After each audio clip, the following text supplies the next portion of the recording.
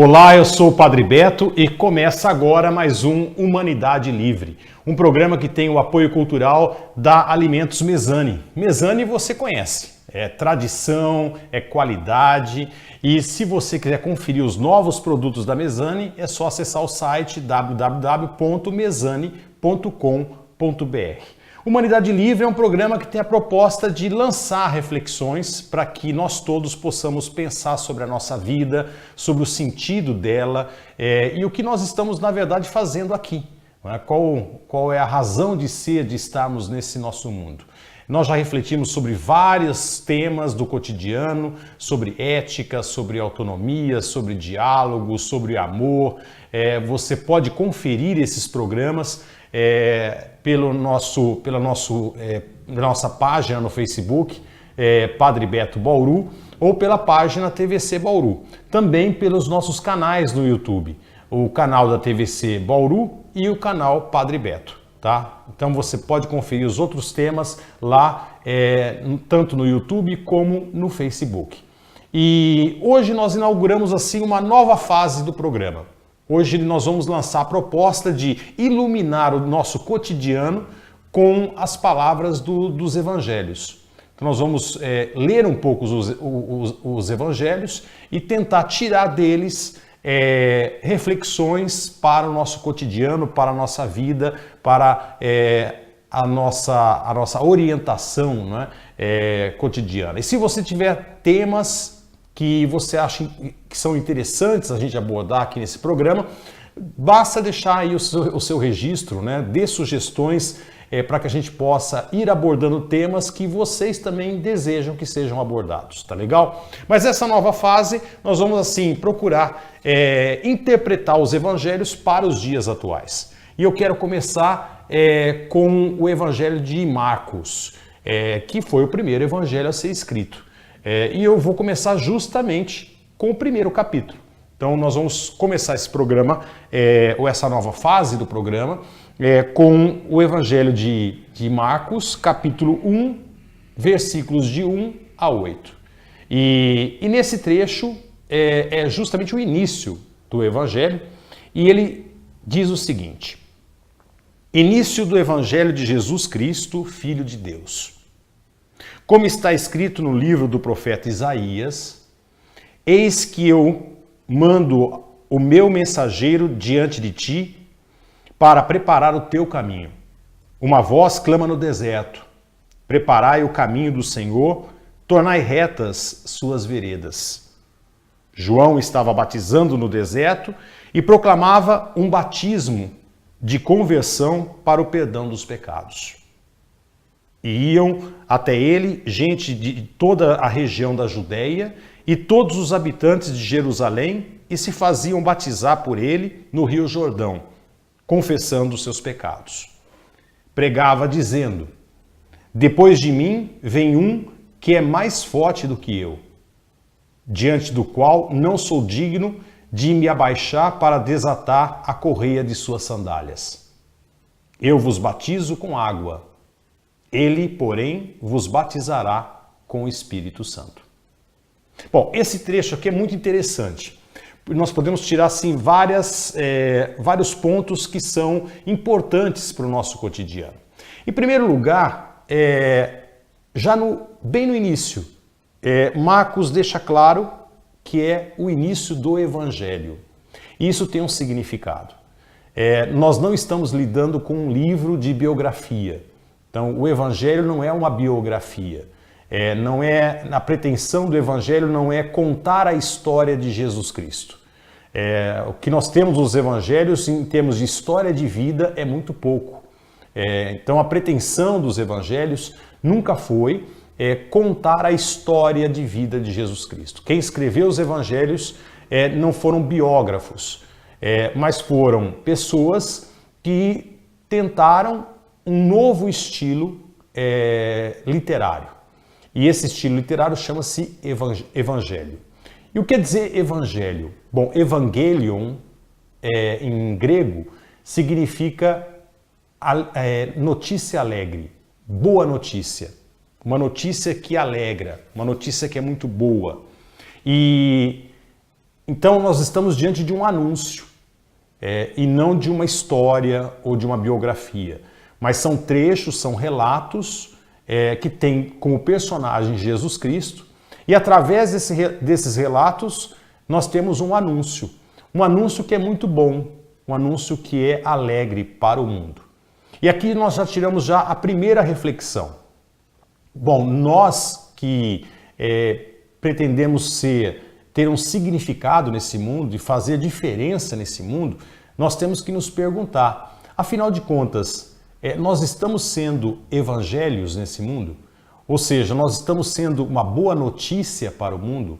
A minha vida está sendo uma notícia alegre para as pessoas? Está sendo uma boa notícia para a sociedade? Está sendo uma boa notícia para as outras pessoas? Porque nós somos chamados também a sermos evangelhos. Os evangelhos não terminaram com a história de Jesus Cristo. Mas quem entende o significado da palavra evangelho sabe que deve ser, a nossa vida deve ser a continuidade desse evangelho. Ou seja, eu tenho que ser uma boa notícia para o mundo. É muito bom que eu seja. Tem uma filósofa que eu gosto muito, que é Hannah Arendt. Hannah Arendt dizia o seguinte, que existem dois tipos de nascimento. Um é o nascimento biológico, sobre o qual nós não temos controle, né? Nós nascemos.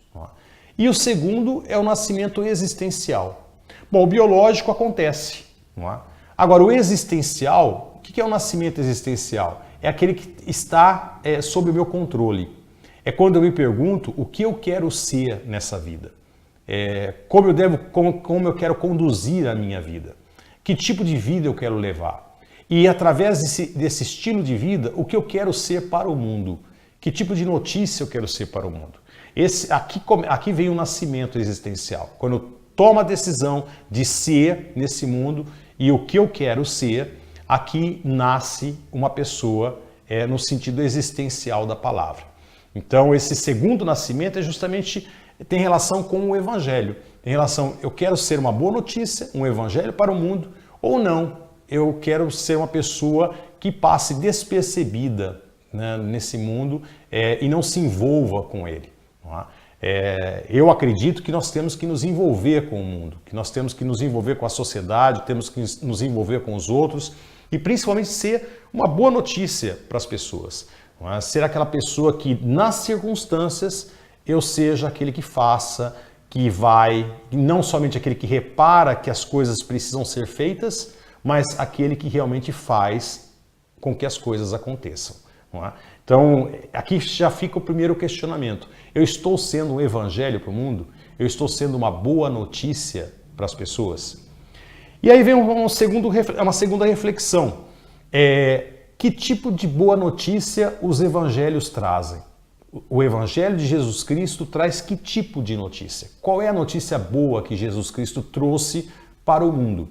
Olha, em primeiro lugar, Jesus Cristo não veio pregar a si próprio. Jesus Cristo fez assim o possível e o impossível para não permanecer, para não ser idolatrado, para ser esquecido até. Jesus não escreveu livro algum, Jesus não deixou nenhum objeto de adoração, Jesus passou pelos lugares e muitas vezes sem deixar até o seu nome, pedia para as pessoas não dizerem o que ele fazia. Não é? Então ele não deixa nenhuma marca, ele não quer ser idolatrado, ele não quer que a sua figura sobressaia. Vamos dizer assim que Jesus não foi cristológico, tá? Ou seja, ele não foi centrado em si mesmo. Jesus também não veio pregar uma igreja, tá? Não existe a igreja de Jesus Cristo. Existem igrejas, mas não existe a determinada igreja que Jesus fundou, isso não existe. Jesus não fundou nenhuma igreja. Jesus não teve essa pretensão. Não é? Então, afinal de contas, qual foi a boa notícia que Jesus trouxe? A boa notícia que Jesus trouxe, e esse é o centro do Evangelho, chama-se Reino de Deus. Reino de Deus é o anúncio de Jesus Cristo. No próximo programa nós vamos ver que o Cristo ele começa a sua vida pública dizendo: convertei-vos porque o reino de Deus está próximo, ou o reino dos céus está próximo. Então esse é o grande anúncio, essa é a grande notícia, é o reino de Deus. Mas afinal de contas, o que é o reino de Deus? Não é? O reino de Deus, ele é uma realidade, em primeiro lugar, e isso tem que ser muito bem entendido, é uma realidade que não começa no pós-morte, não começa através da minha morte. Às vezes eu ouço determinados cristãos dizerem assim, nós estamos, aqui não é nossa casa, esse mundo não é o nosso mundo, a nossa casa verdadeira é depois da morte, o nosso mundo verdadeiro é depois da morte. Olha, a minha casa é aonde eu estou.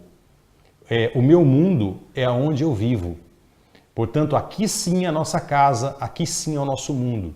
Deus criou esse mundo, isso é criação de Deus, Deus gerou esse mundo.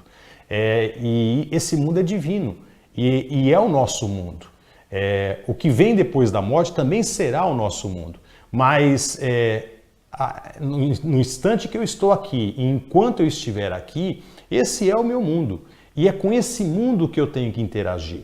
E o reino de Deus, então, ele não é uma realidade que começa depois da morte. Uma realidade que eu tenho que esperar para só depois da morte vivê-la. Não. O Cristo deixa muito claro que o reino de Deus começa aqui e agora, nesse momento. O reino de Deus tem que começar nesse momento. E depende de você e depende de mim. E o que é o reino de Deus? O reino de Deus, ele não dá para ser definido ou descrito de uma forma muito precisa. O que nós podemos dizer é que o reino de Deus é um espaço onde todos possam ter vida e vida em abundância. Os limites disso, acho que nem tem, né? Mas é um espaço individual e social onde todos possam ter vida e vida em abundância. O Cristo fala dele mesmo, né? Ele que vem anunciar o reino e diz assim, aonde eu estou, o reino está. Não é? Ele diz assim, eu vim para que todos tenham vida e vida em abundância. Então, essa é a descrição do reino. E essa descrição ela não é precisa porque não pode ser precisa mesmo. Porque cada cultura, cada espaço, cada sociedade tem que se lapidar de acordo com esses parâmetros, onde todos, sem exclusão de ninguém, possa ter vida e vida em abundância. Isso a nível individual e a nível social. Quer dizer, o reino de Deus, ele abrange todas as dimensões da nossa vida. Então, ele começa comigo. Por quê? Porque o próprio Cristo disse, né? O reino de Deus é como se fosse uma semente de mostarda. Não é? Ele começa muito pequeno e começa dentro de nós. A partir do momento que nós nos dispomos a ser algo de melhor. Mas isso a gente vai tratar no próximo bloco, tá? A gente vai fazer um break comercial e daqui a pouco a gente volta.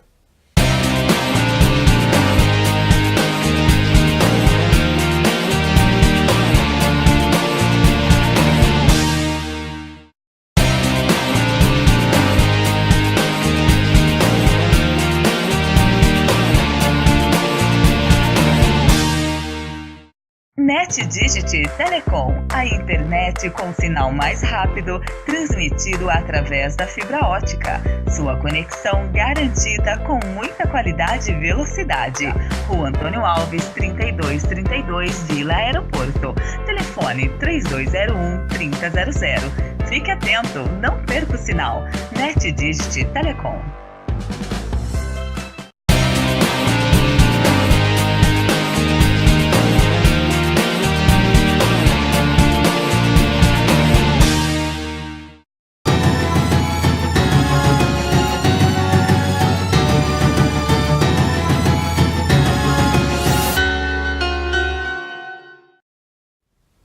Olá, eu sou o Padre Beto e você está assistindo Humanidade Livre, um programa que tem o apoio cultural da Alimentos Mesani. Mesani você conhece, é tradição, é qualidade, você pode conferir os seus produtos no site www.mesani.com.br. E o programa Humanidade Livre é um programa de reflexão. A gente procura lançar pistas para que todos nós possamos refletir sobre a nossa vida, sobre o sentido dela e por onde nós estamos caminhando e o que nós estamos fazendo aqui nesse nosso mundo.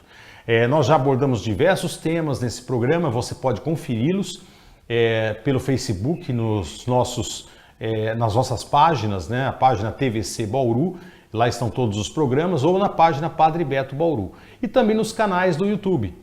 no meu canal Padre Beto e no canal da TVC Bauru. E hoje nós estamos começando uma nova fase do programa. Nós estamos tentando assim, tirar dos evangelhos pistas para que a gente possa se orientar na vida e tornar a nossa vida uma vida melhor e a vida dos outros também melhor, não é? Humanizar esse nosso mundo.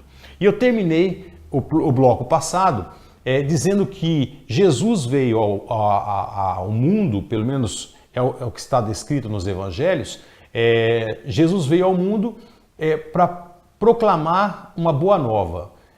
E essa boa nova não é ele mesmo, essa não foi a intenção dele, não é uma igreja, mas é uma realidade chamada Reino de Deus.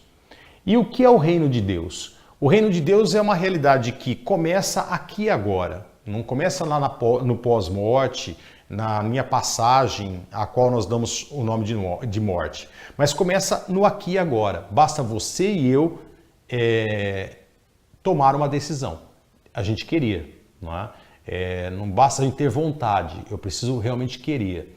E o que é o Reino de Deus? O Reino de Deus é um espaço onde todos possam ter vida e vida em abundância. Isso é Reino de Deus. E o Reino de Deus ele abrange todas as dimensões da vida, desde a individual até a social.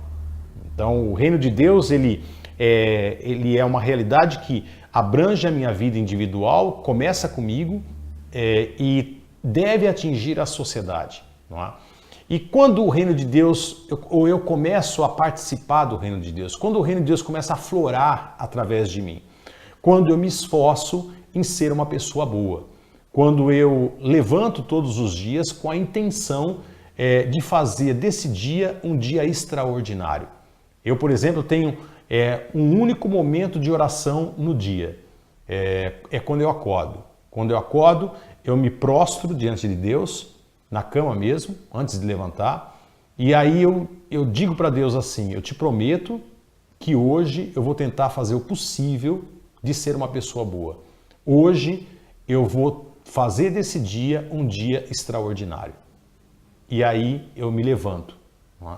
Então eu não peço, há muito tempo eu não peço nada para Deus. Eu só prometo a Ele que vou fazer desse dia algo de intenso, de extraordinário, de bom, cultivando bondade no meu coração e transmitindo bondade às pessoas, sendo uma pessoa solidária, sendo aquela pessoa que chega nos ambientes para solucionar os problemas e não para criar problemas.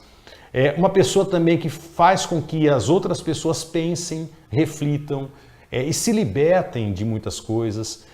Uma pessoa que não seja hipócrita, uma pessoa que seja pura. Não vamos esquecer do Sermão da Montanha, né? O famoso Sermão da Montanha, onde o Cristo diz, bem-aventurados os puros de coração. O puro de coração é uma pessoa que ela começa a criar o reino de Deus em sua volta. Por quê? Porque pureza é uma das características do reino de Deus. Agora, cuidado, pureza aqui não tem a ver com sexualidade, tá? Na história do cristianismo, infelizmente, a pureza acabou se tornando a antítese da sexualidade. O puro acabou sendo o casto, né? O assexuado. Não é? Pureza, no sentido evangélico da palavra, não tem absolutamente nenhuma relação com sexualidade. Mas pureza tem relação com transparência. Eu entendo o que é pureza quando eu olho um riacho, não é? E vejo águas transparentes a tal ponto de eu poder enxergar os peixes que nadam nessa água, as pedras, os pedregulhos lá no fundo. Quer dizer, e eu posso tomar dessa água também, porque ela é pura. Então a pureza de coração significa transparência, ser uma pessoa transparente, ser uma pessoa verdadeira. Não é? Imagine se todos nós brasileiros fôssemos pessoas verdadeiras, fôssemos pessoas francas, honestas, fôssemos pessoas transparentes. Aí nós não teríamos corrupção nesse país. Imagine o que seria esse país sem a corrupção. Não é? Se a gente não tivesse pessoas que quisessem levar vantagem em tudo e mentissem para isso, escondessem as coisas, vivessem uma vida dupla, Né? Imagine se nós tivéssemos pessoas que não vivessem vidas duplas, que não se corrompessem, fossem transparentes, fossem sinceras, enfim, tivessem coração puro. O reino de Deus estaria nascendo na sociedade. Nós teríamos um Brasil maravilhoso para todos. Não é?